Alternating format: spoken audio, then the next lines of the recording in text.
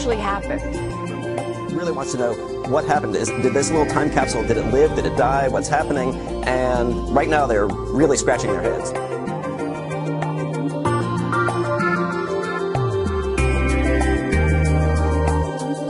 Every 10 to 12 minutes you get a new image. Notice 906, 918. Now there's, watch this, next image. ISON is completely dim, changed, and started the curve, and there's a 3-hour skip in these images. Why they came in like that, I don't know. But look at that, it dimmed and started that curve. I wish they had left those 3 hours in there, it would have been interesting, but this is the time gap of the 3 hours that's missing that we're getting on stereo behind the Singularity.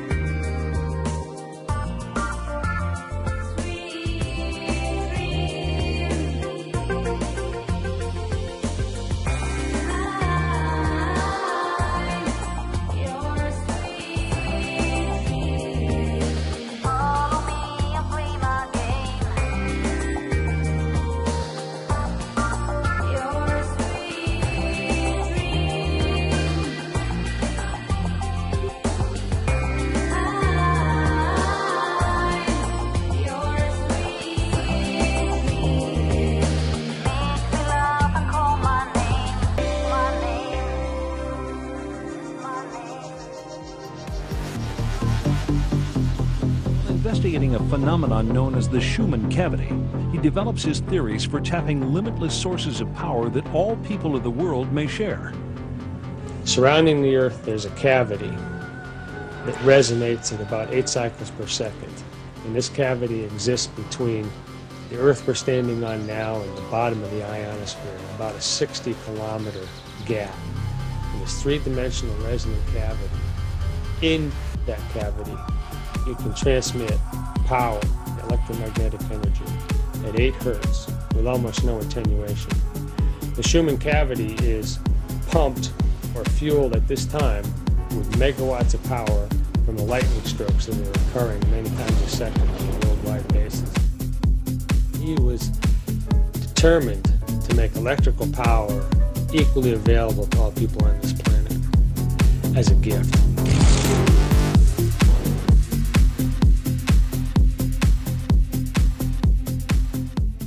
Fundamental heartbeat of the Earth the ancients talked about. The scientists first detected this in 1899. But the bottom line is we know that that fundamental heartbeat is speeding up. And we all know that because everyone says time is speeding up. Every country I've been to, people say it seems like time is speeding up. Why is that? Every cell in our body is in resonance, trying to keep time with the heartbeat of our Mother Earth. And as that heartbeat increases, our cells are trying to metabolize and maintain their existence and match that increase. And we perceive that change as time speeding up. So to us, it feels like things are going faster because they are in that respect. Those two parameters together are physical parameters that can be measured that tell us where we are at this time in history. And all I can say right now is we've got very low magnetics, and the pulse of the planet is twice what it was in the mid-1980s. And we're not sure where that's going to go.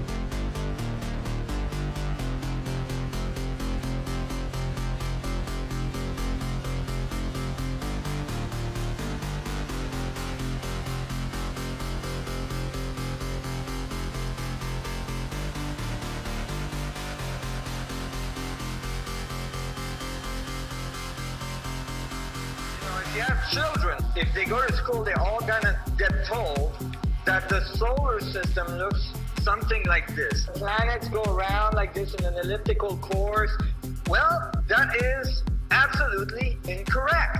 The thinking of the solar system in this matter is equivalent to thinking that the Earth is flat.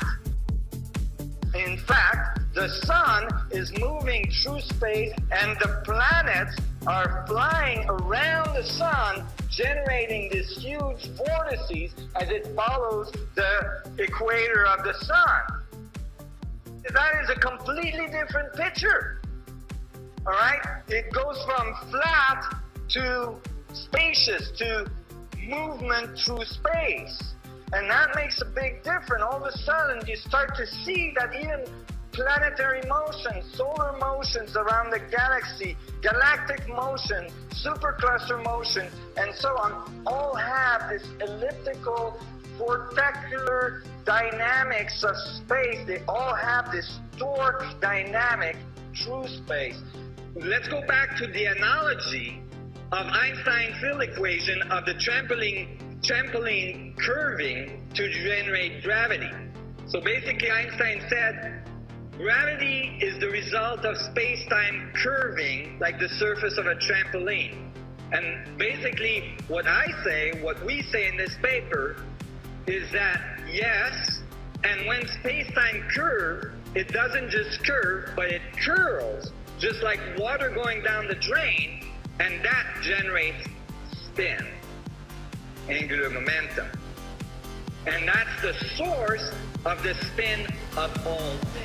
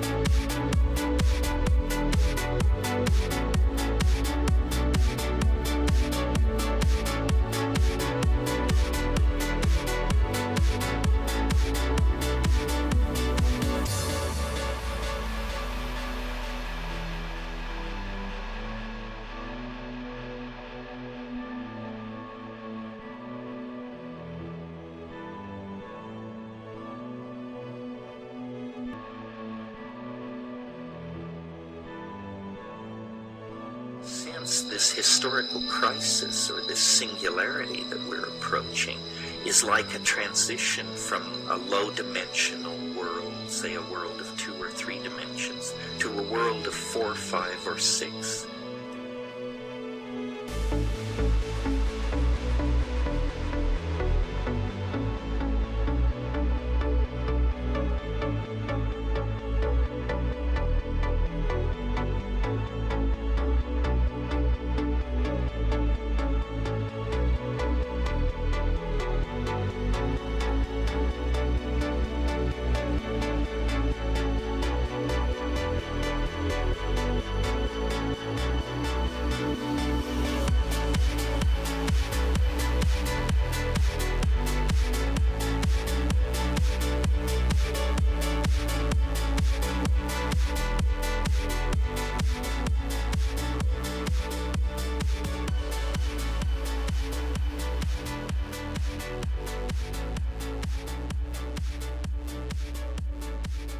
torus structure, okay, which is a sphere with two holes in the middle at the north and south pole.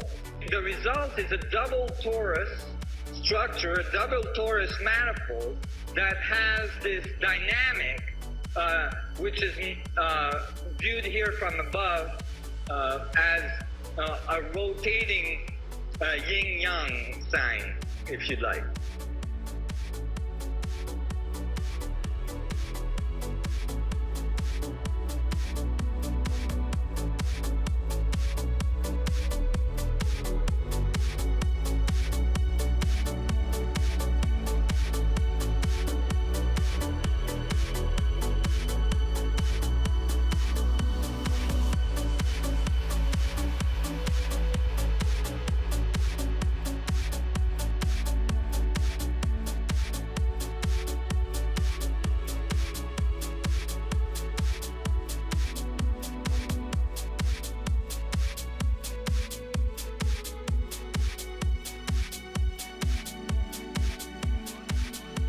These are the dynamics of the standing wave of the surface of the black hole of the double torus predicted by this theory. The Earth, you find the same Coriolis effect, but these dynamics are found at all levels.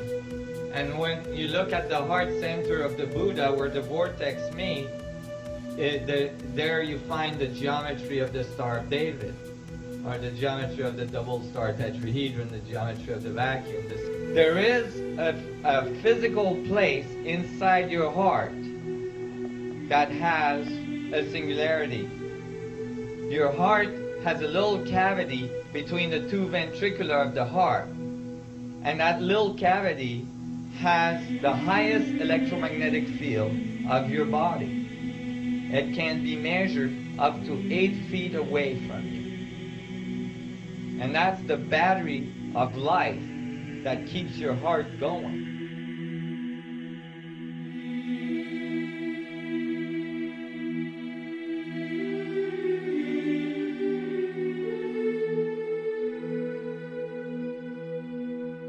McKenna called his theory time wave zero. The highs and lows of his I Ching graph seem to have accurately predicted the fall of the Roman Empire, the discovery of the New World, and the world wars of the 20th century. But the strangest thing of all was that McKenna's timeline came to an end on one specific date, December 21st, 2012.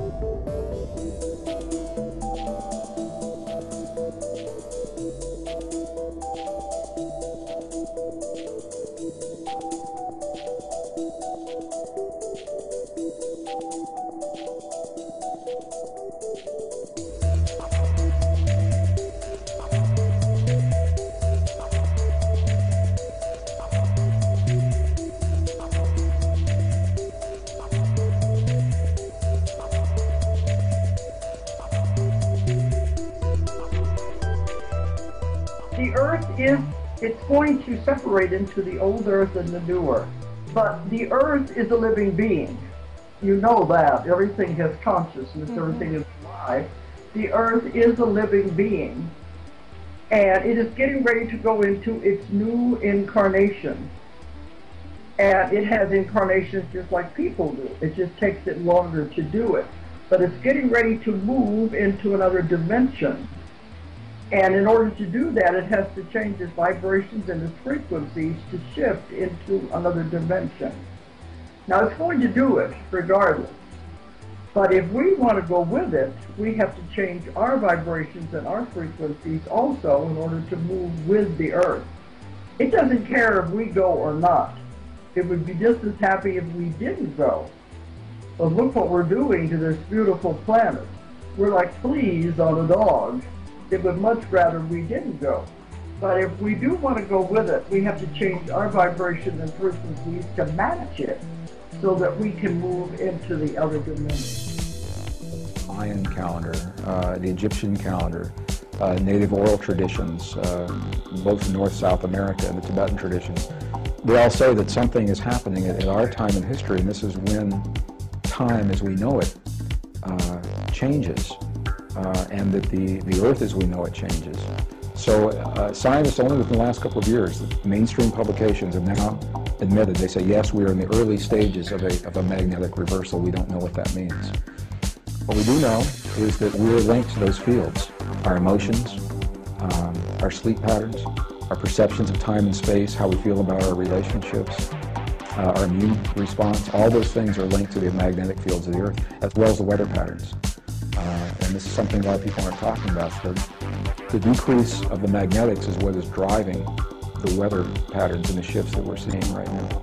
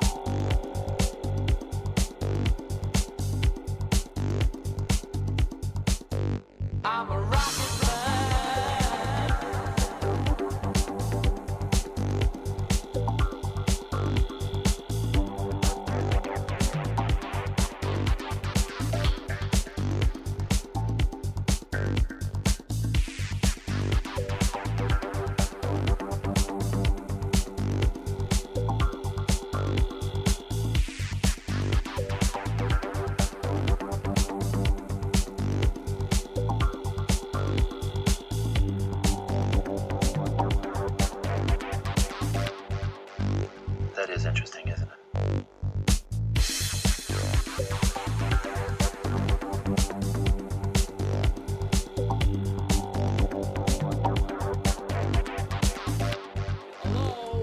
Hello, anybody home?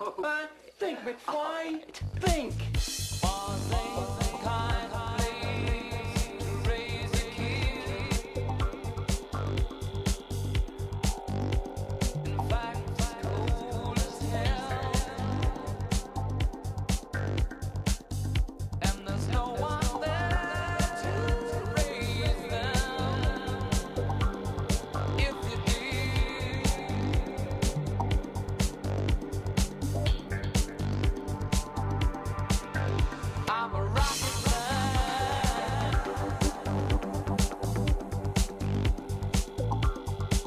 New energy source from the center of the Earth, they'll call it SAR, and will no longer have waves of energy pulsing outward from a plasma core, but rather a continuous release of these new SAR energy particles that will emanate out into space. Therefore, in order to bring back to center this question of time that we were discussing, given the inherent nature and relative lower vibration of the plasma core that created the condition of time on this planet, this vibration of time will begin to go away.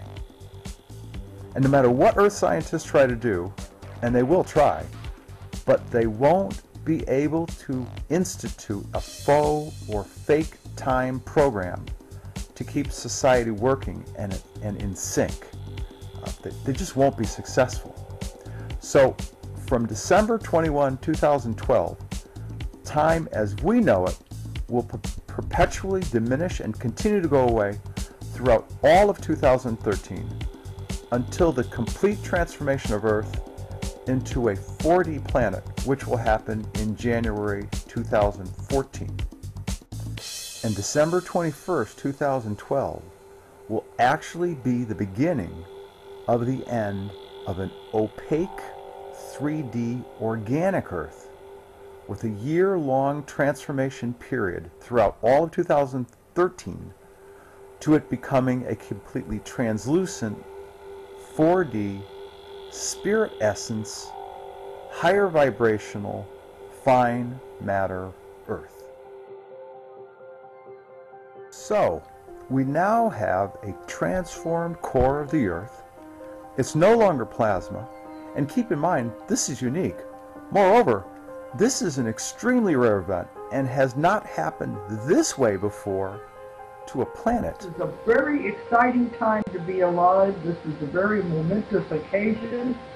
This is the only time in the history of a universe that an entire planet has moved into another dimension.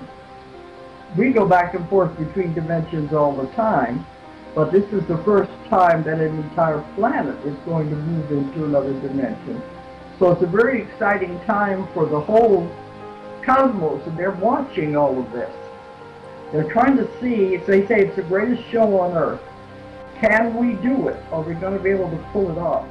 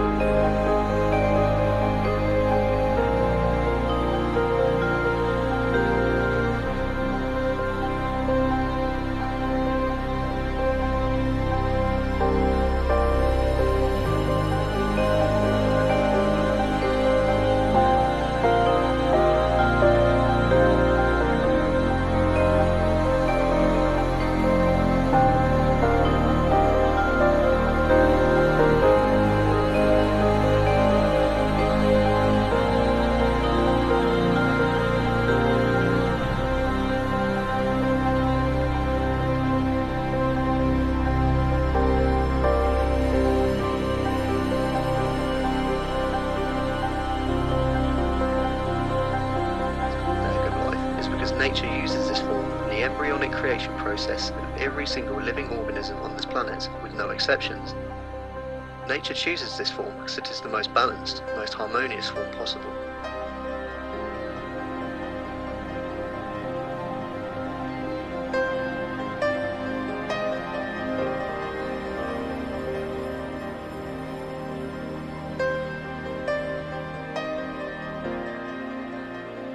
What does the planet need for this bursting to happen? It's not a reversing, it's a separating. It's a separation, yeah. You're one of the person that says it's going to literally separate physically?